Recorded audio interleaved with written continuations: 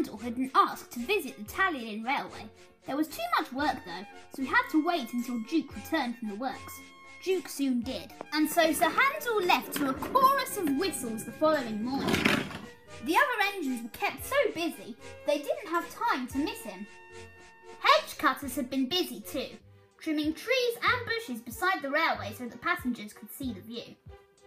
Each evening, Rusty took some trucks up the line and carried as many cuttings as he could, but he could only manage a few at a time, and as fast as he moved the cuttings, more took their place. Thank you for your help, Rusty. Sorry for not giving you a break.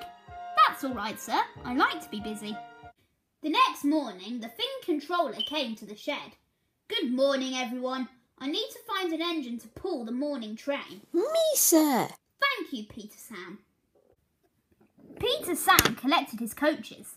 They were very happy to see him. Come along, dears. What a lovely engine!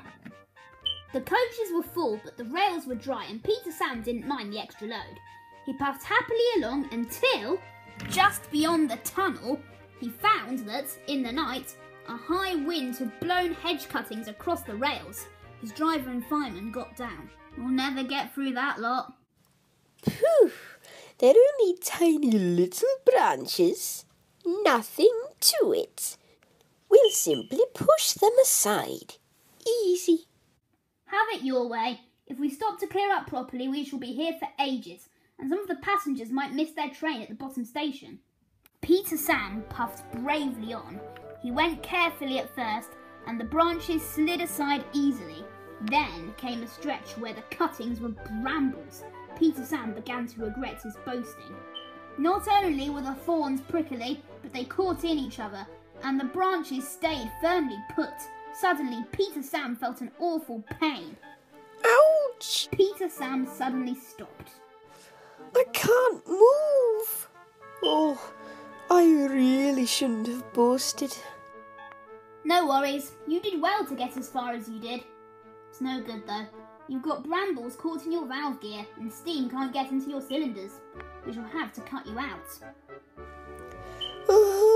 Cut me out! Peter Sam shuddered.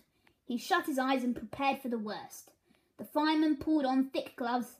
Then, while he tried to clear what he could, the driver went to ask the guard if he had a knife. Some of the passengers had knives too and came to help. But even then, the job took longer than expected. And by the time Peter Sam was free, there was no hope of getting the passengers round the lake and back before James's train left.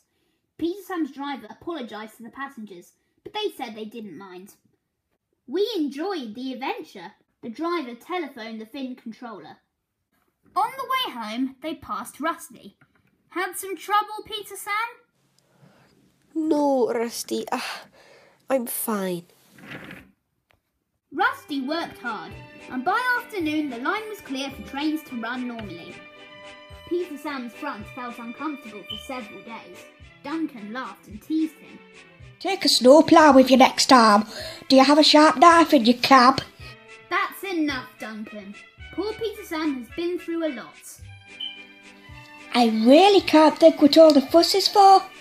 There were only little branches after all. Nothing to get prickly about, surely.